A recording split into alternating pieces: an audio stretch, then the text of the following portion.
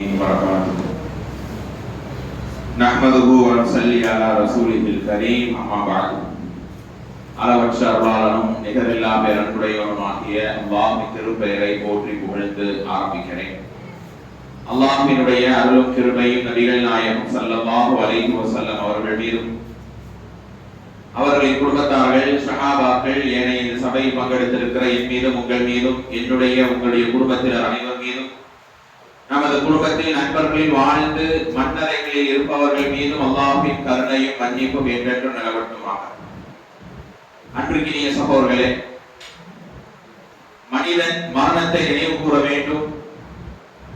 அந்த மரணத்தை நினைவு கூறுவதால் மட்டுமே நம்முடைய ஈமானை புதுப்பிக்க முடியும். நம் உலக வாழ்வில் அல்லாஹ்வை நேசித்து அவன் அருளை தேட முடியும் என்கிற ஒரு கருத்தை நேற்றைய உரையிலே சுருக்கமாக எனக்கும் உங்களுக்கும் நான் பதிவிட்டேன். இன்றைக்கு மரணமெல்லாம் ஒரு நாளைக்கு சராசரியாக பல செய்திகளை காதிலே கேட்டுக்கொண்டிருக்கிறோம். ஒன்றல்ல இரண்டல்ல. இன்று காலையில் இன்னைக்கு சகர் வைத்தவர் நோம்பு திறக்கும் போது சொல்றாங்க, இன்னைக்கு சகர் வச்சுட்டு நல்ல தொழுது சிரித்து பழகி பேசி வீட்டுக்கு போனவர் லோகருக்கு மௌத்தாயிட்டார். இன்னைக்கு காலையில நாளைக்கு 1:30 மணிக்கு அவர் அடக்கம் பண்றாங்க. 2 நோம்பு வைத்தவரால் 3வது நோம்பு கலக்க முடியல. அப்படியே உட்கார்ந்து அப்படியே போனை பார்த்துட்டே இருக்கும்போது ஒரு மௌலவி அவர்களே இறந்து விட்டார்கள். இந்த மாதிரி நம்ம செய்திகளை கேட்டுட்டே இருக்கிறோமே, ஒரு அதிர் வலைகள் நம்ம உள்ளத்துல ஏற்படுகிறதா? இப்படித்தானே ஒரு நாள் என்னுடைய மௌத்த செய்தியும் ஷேர் பண்ணிட்டு இருப்பாங்க. இப்படித்தானே ஒரு நாள் என்னுடைய குடும்பத்தார்கள், என்னுடைய உறவுகள், நண்பர்கள் என் ஜனாசாவை பார்க்க ஓடோடி வருவார்கள். மரணித்த அடுத்த கிழமை மௌத்து செய்தி இன்னாலில்லா சொல்லிவிட்டு அடுத்த கிழமை கேட்கிறது எப்போ ஜனாசா அடக்கும். உயிர் பிரிந்து விட்டால் அப்துல்லா, அப்துல் ரஹ்மான், ஆமீனா, ஆயிஷா எந்த பேரும் கிடையாது. என்ன பேருங்க? ஜனாசா, மையத். அப்ப அந்த மரணத்தை நாம் வாழும் போதே நினைத்து நம் ஈமானை புதுப்பித்துக் கொண்டால் அல்லாஹ்வுடைய நேசத்தோடு நான் எந்த நேரத்தில் மரணம் வரலாம், அதற்கு நான் தகுதியானவனாக தயாரானவனாக இருப்பேன் என்கிற அந்த உணர்வு வரணுமா இல்லையா? தோழர்களே, தாய்மார்களே, ஒரு மனிதனுடைய சக்கராத்தை பற்றி நேற்று நாம் துவங்கினோம். சக்கராத், ஒவ்வொரு மனிதனுக்கும் அந்த நிலை ஏற்படும். அந்த சக்கராத்துடைய நேரத்தில் அல்லாஹ் ஒரு மூமினை பொறுத்தவரையில் ரமலானுக்கு மட்டுமல்ல, எப்போதும் பள்ளிவாசலோடு ஈமானி உணர்வோடு இறை நெருக்கத்தோடு வாழ்றாரே, அவரை அல்லாஹ் என்ன சொல்வானா? அரிசிலே அமர்ந்து என் அடியானை லேசாக உயிரை எடுங்க. எவ்வளவு பெரிய பாக்கியம்! அபுஷ்ர பிறவானிஹி, அல்லாஹ் தன் திருப்பொருத்தத்தை இறக்கி அந்த அடியானுக்கு சந்தோஷமான நிலையில் அந்த ரூஹை எடுப்பான். ஒரு தண்ணீர் குடத்தை கவிழ்த்து விட்டால் எவ்வளவு ஈஸியாக உருண்டு ஓடிடுமோ அப்படி மலக்குகள் உயிரை எடுப்பார்கள். வெள்ளை நிற ஆடை அணிந்த மலக்குகளுடைய பட்டாளம் வரும், ஒரு கூட்டம் வரும். சூரிய ஒளியுடைய மலக்குகளாக இருப்பார்கள் அவர்கள். அவங்க கையில் என்ன இருக்குமா? சொர்க்கத்தினுடைய நறுமணம், சொர்க்கத்தினுடைய அந்த கஸ்தூரி மனம் தடவப்பட்ட ஒரு கைக்குட்டை இருக்குமா. அப்படியே அந்த அடியானுடைய தலைமாட்டிலே அமர்ந்து, யா அய்யத்துஹன் நஃப்ஸுல் முத்மஇன்னா, திருப்தி பொருந்தி அல்லாஹ்வுக்காக வாழ்ந்த ஆத்துமாவே, யர்ஜிஇ இலா ரப்பிஹி ராதியத்தன் மர்தியா வத்குலி ஃபீ இபாதி வத்குலி ஜன்னதி. அல்லாஹ்வுடைய அனுமதியோட வாங்க. சூரா அல்-ஃபஜ்ரை படித்து பாருங்கள். 89வது அத்தியாயம் முழுக்க நீங்கள் படித்து பார்த்தால் உண்மை நம்முடைய உள்ளத்தை உழுக்கத்தான் செய்யும் தோழர்களே, தாய்மார்கள்.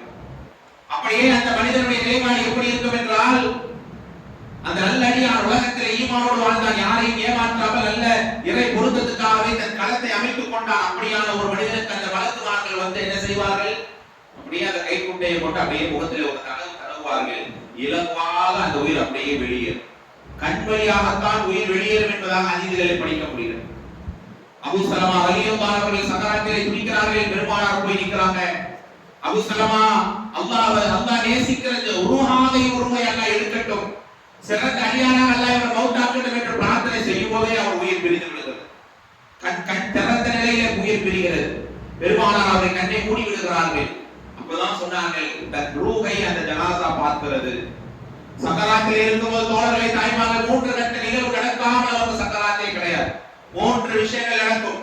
ஒன்று, மலக்குல் மௌத்தை நீங்கள் பார்ப்பீர்கள். அதுதான் கடைசி பார்வை.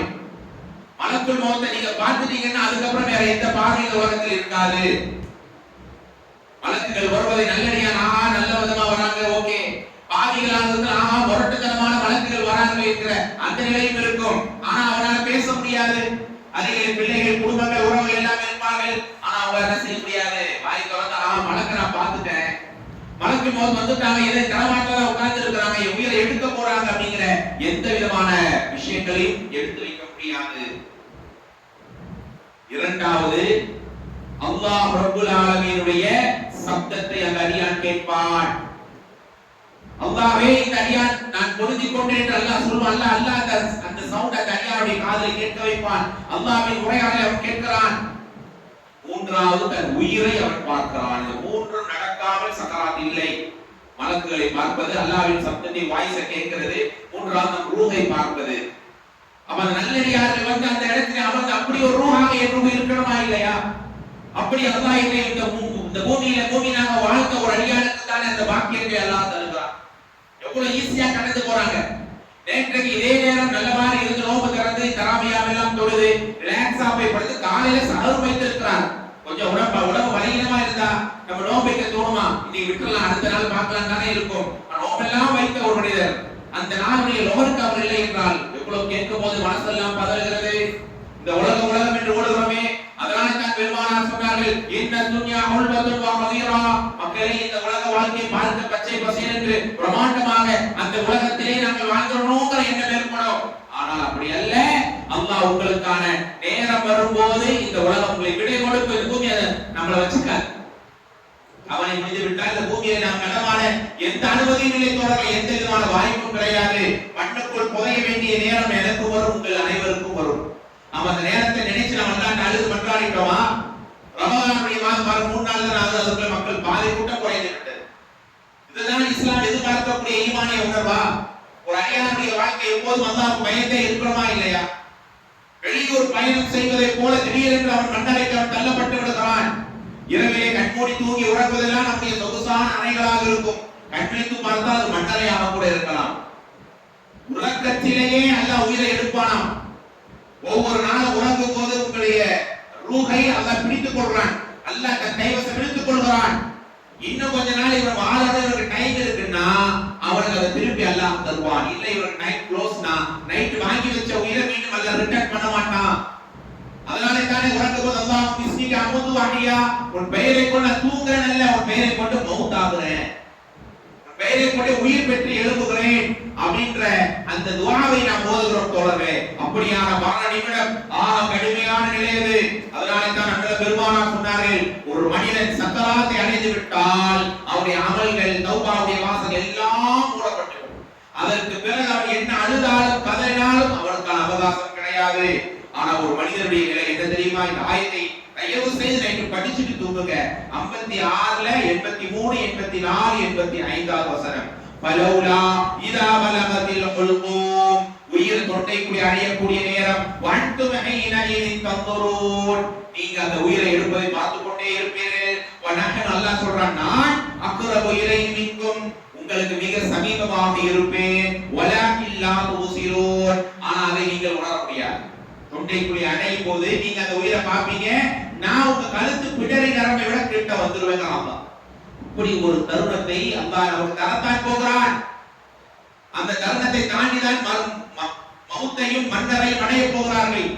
அப்படியான அந்த தருணத்தை நினைக்கும் போதெல்லாம் நம்முடைய உள்ளம் நடுங்க வேண்டும்.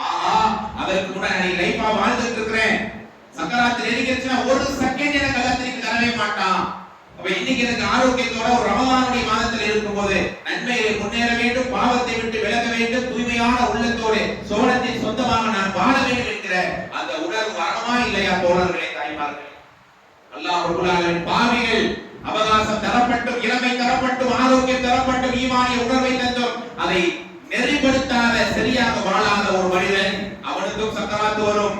அல்லாஹ் சொல்றான் 75வது அத்தியாயம் 25 முதல் படித்து பாருங்கள். அதா ததுன்னா இஃஅல பிஹா பாகிரா அல்லா இதா பலகத் தராகிய வகீல மன்ரா, அந்த பாவிக்கு உயிர் தொண்டைக்குடி அடையும். அவன் எண்ணிக்கொள்வானாக, இது நம்முடைய பிரிவு நேரம் தான், நம்ம போட்ட ஆட்டங்கள் எல்லாம் க்ளோஸ் ஆகக்கூடிய நேரம், நான் பெருமை அடித்ததெல்லாம் தாழ்வுக்கு நான் வரக்கூடிய நேரம். எந்த ரப்பல் ஆலமீன் என்னை மௌத்தாக்க மாட்டான், மரண மண்டலை எல்லாம் இப்ப வராது நினைத்தேனோ அப்படியான நேரம் வந்து விட்டதே என்று அவன் அலறுவான். வலன்ன அன்னஹுல் ஃபிராக், அதுதான் அவன் பிரிவுக்கான நேரம். வலதஃபத்தி சாக்கு பிசாக், கெண்டை கால்கள் பின்னிக் கொள்ளும். இலா ரப்பிக யௌமஇதினில் மஸாக், அல்லாஹ்வின் பக்கம் அவன் இழுத்து செல்லப்படுவான். கருத்த முகம் கொண்ட தடித்த உதடுகள் கொண்ட ஒரு மிகப்பெரிய சாட்டை எடுத்துக்கொண்ட ஒரு மலக்குகள் பட்டாளம் வருவார்கள். அப்படியே பாவியினுடைய தலைமாட்டிலே அமர்வார்கள். உயிரை பறிக்கப்படக்கூடிய உச்சகட்டமான நேரம் அது. அந்த நேரத்தில் எப்படியான நிலை இருக்கு தெரியுமா? ஓ பாவியை, மலக்குகள் நல்ல உயிரை எடுக்கிறதுக்கு நான் போறேன் நீ போறேன்னு சண்டை போடுவாங்க. ஆனா பாவிகளுடைய உயிரை எடுப்பதற்கு நீ போ நான் போன என்ன செய்வாங்க? அவங்க தள்ளி விட்டு ஒதுக்க பார்ப்பாங்க. நான் போக மாட்டேன், பாவி, தொழாதவன், இறைவசனங்களை கேட்டு கதறாதவன், ஹலால் ஹராம்களை பேணாதவன், நல்ல குடும்ப வாழ்வை பேணாதவன், உறவுகளை அரவணைக்காதவன், எல்லா அசிங்கத்தை தனிமைகளை செய்தவன், இவருடைய ரூபையெல்லாம் எடுக்க எனக்கு எந்த விதமான அருள் இல்லை, எந்த விதமான சிறப்பு இல்லை என்று மலக்குகள் தட்டி விடுவார்கள். அப்படி ஒரு ரூஹாயிரக்கூடாதவர்கள். அப்படிதான் அல்லாஹ்வுடைய ரசூல் ஸல்லல்லாஹு அலைஹி வஸல்லம் ஒரு மனிதனுடைய சக்கராத்துடைய நேரம் வந்து விட்டால் அந்த நேரத்தில் அவன் என்ன கேட்பான்? மீண்டும் நான் பூமிக்கு செல்ல வேண்டும், மீண்டும் எனக்கு இந்த உலக வாழ்க்கையை திரும்பித்தா என்று அவன் கேட்டு கேட்டு அழுவான். ஒரு மெல்லிய துணி புல் செடியில மாட்டிக்கொண்டா எப்படி சிக்கி தவித்து எடுப்பார்களோ அதுபோல அந்த உயிரை அடிச்சு எடுப்பார்கள். அல்லாஹ் கேட்கிறான், மலக்குகள் விழாப்புறத்திலையும் பின்பகுதியிலையும் முதுகிலையும் அடிச்சு உயிரை எடுப்பார்களே, அந்த நாரை நீங்கள் நினைத்து பார்க்க வேண்டாமா? அல்லாஹ் குர்ஆன்ல கேட்கிறான். சாதாரணமான நிலையாக இருக்காது. அந்த ரூஹு பட்டு வெளியே வரும்போது அந்த உடம்பு புண்ணாகி ரணமாகி விடும். இப்படிப்பட்ட ஒரு நேரம் போல, அதாவது ஜனாசாவை நீங்கள் குளிப்பாட்டும் போது உயிரோடு இருக்கிறவருடைய கை கால உடைச்ச எலும்பு உடைச்சா என்ன வலியோ அதே வலியை தான் ஜனாசா உணர்கிறது. ஜனாசா தானே, அது உயிர் இல்லையே, வெறும் சரணம் தானே, இல்லை. உயிரோடு இருக்கிறவங்க கையை பிடிச்சு உடைச்சா வலிக்கு தானே, கத்துவா தானே, அதே வலியை ஜனாசா உணர்கிறது. ஆல்ரெடி அந்த ஜனாசா உயிர் எடுக்கிற ப்ராசஸ்ல அந்த உயிர் கூட ரொம்ப அதாவப்பட்டுடுச்சு. நீங்க கழுவுறதுல போட்டு அதாவப்படுத்தாதீங்க. இப்படிதானே பார்க்கிறோம் தோழர்களே. அப்படிப்பட்ட ஒரு நேரத்தை நினைத்தால் பாவம் செய்ய தோணுமா? யாரை ஏமாத்த தோணுமா? பிடிவாதமா வாழ சொல்லுமா? நான் தான் என்கிற மமதை வருமா? வரவே வராது தோழர்களே. அப்படிப்பட்ட ஒரு நேரம் வந்தபோது மலக்குகள் அந்த உயிரை எடுப்பார்கள். நல்ல உயிரை 7 வானம் கொண்டு போய் எல்லியோன்ற பதிவேட்டிலே பதிவு செய்து விடுவார்கள். அப்படி ஒரு பதிவேட்டில் எங்கள் அனைவருக்கும் அல்லாஹ் ஒரு இடத்தை தருவானாக. ஆனா பாவிகளாக இருந்தால் முதல் வானத்திலே தூக்கி வீசுவார்கள், அனுமதி கிடைக்காது. கஷ்டப்பட்டு அந்த ஊரை வெளியெடுத்தா கெட்ட வாடை வீசும். ஏன்னா பாவமா வாழ்ந்தவன் தானே, கேவலமா நடந்தவன் தானே. அந்த உயிரை எடுத்து என்ன செய்வாங்க? அப்படியே வீசுவார்கள். தன் உடலை தேடி பூமிக்கு அடியில் இருக்கிற சிஜ்ஜீன் அப்படிங்கிற பதிவேட்டில பாவிகளின் பதிவேட்டிலே பதிவு செய்து தன் உடலை அது சேரும். இனி மன்னரை வாழ்க்கை. தோழர்களே, தாய்மார்களே, நாம் இப்போது கடைசியா கேட்க வேண்டிய ஒரே ஒரு பிரார்த்தனை, அல்லாஹ்விடம் எப்போது கேட்க வேண்டிய பிரார்த்தனை, இறைவா என் கடைசி நிமிடங்களை ஈமானோட ஆக்கிடு. வருஷம் நோன்பு வைக்கிறோம், சதகா கொடுக்கிறோம், இபாதத் செய்றோம், இஅ்திகாஃப் இருக்கிறோம், ஓரளவுக்கு மாஷாஅல்லாஹ் வாழ்றோம். இது போதாது. இன்னமல் அமாலு பில் அவாதீம், உங்களுடைய செயல்கள் யாவும் கடைசி நிலையை வைத்துத்தான். ஒருத்தர் சொர்க்கவாசியாவே வாழ்ந்துட்டு இருப்பார். தொழுகை, முன்ன உம்ரா, என்ன ஜகாத், என்ன சதகா எல்லாம் ஓகே, பர்ஃபெக்ட். அவர் மௌத்தானார்னா அவருக்கு சொல்றதுக்கு ஒரு ஜான் தான் இருக்கு.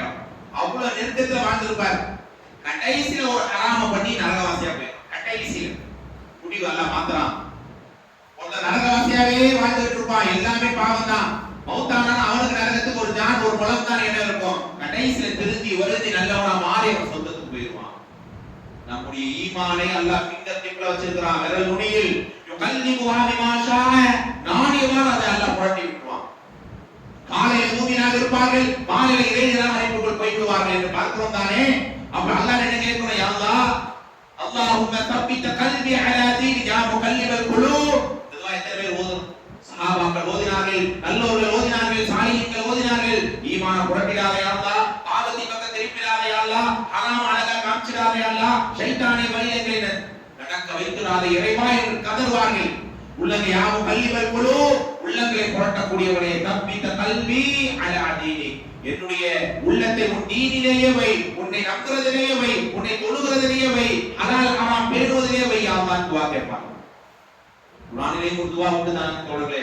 ரப்பனா சொல்லுங்க, ரப்பனா லா துஸிக் குலூபனா பஅத இத ஹதைதனா வ ஹப் லனா மின் லதுன்க ரஹ்மா. இது அர்த்தம்.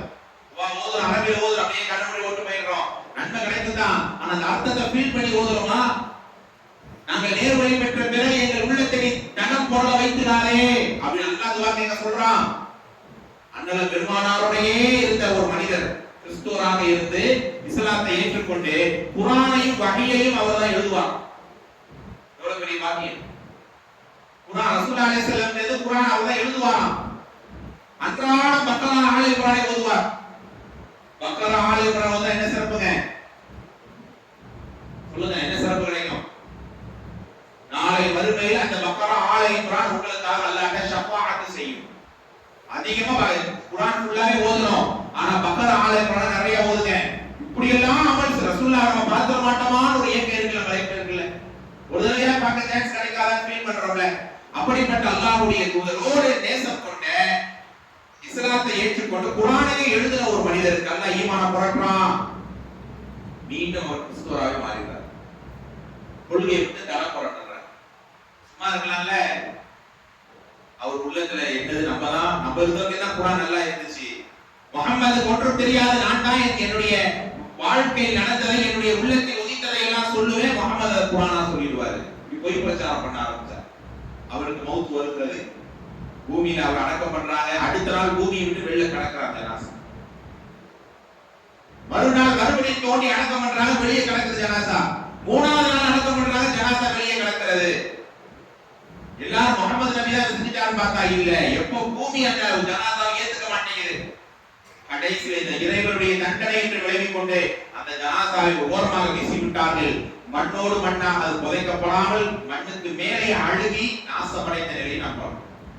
எத்தனை முறை புதைச்சாலும் பூமிக்கு அளவு கிடக்கும் ஜனாசா. இதை விட ஒரு துர்மரணம் இருக்கா? ஆனா இவர் யார்? இஸ்லாத்தை ஏற்றார். அதிலே வாழ்ந்துதான் அவர் சஹாபி அந்தஸ்தை பெற்றிருப்பாரா இல்லையா? ஆனா அந்த அந்தஸ்தையும் இழந்து அல்லாஹ்வுடைய சாபத்தோடு மரணித்த இப்படி ஒரு துர்மரணம் கடைசி அப்படி போட்டுறாங்க. அவர் மட்டும் அதே கொள்கையில இருந்து குர்ஆனை வஹியா நம்ம குர்ஆன் ஓத ஒரு ஷேர் நன்மை போயிருக்குல்ல. எவ்வளவு பெரிய மார்க்! டெய்லி பக்கரா ஆல இம்ரான் ஓதிய மனுஷனுக்கு அல்ல இப்படி ஒரு மாற்றம். ஆனா ஒரு போர்க்களத்திலே தோழர்களே, ஒருவர் எதிரியாக இருக்கிறார். எதிரியாக இருந்து போர் செய்யும் போது மதிய நேரம் பெருமானாரை சந்திக்கிறார்கள். நான் இந்த இஸ்லாத்தை ஏற்றுக்கொள்கிறேன். காலையில் எதிரி, மதியானம் இஸ்லாத்தை ஏற்கிறார்.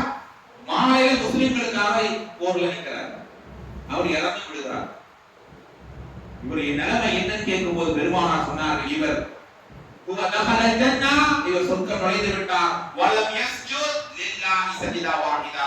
அல்லாஹ்வுக்கு ஒரு சஜிதாவை கூட செய்யாம சொர்க்கம் போயிட்டாருன்னா எப்படி எப்படி அல்லாஹ் யாருக்கு இந்த நிலைமை அல்லாஹ் மாத்துறான் பாருங்க. அப்ப என் உள்ள பதறணுமா இல்லையா?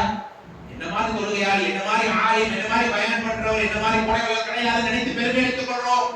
ஆனா கடைசி அல்லாஹ் எங்களுக்கு நாடணும், கண்ணியப்படுத்தணும், மூமின்களாக மௌத்தாக்க வேண்டும். அதனால தான் யா அய்யுஹல்லதீன ஆமனூ, இறை நம்பிக்கையாளர்களே, இத்தகுல்லாஹ ஹக்க துகாத்திஹி வலா தமூதுன்ன, சொல்லுங்க, இல்லா வஅன்தும் முஸ்லிமூன், முஸ்லிம்களாக நீங்கள் மரணித்து விட வேண்டாம்.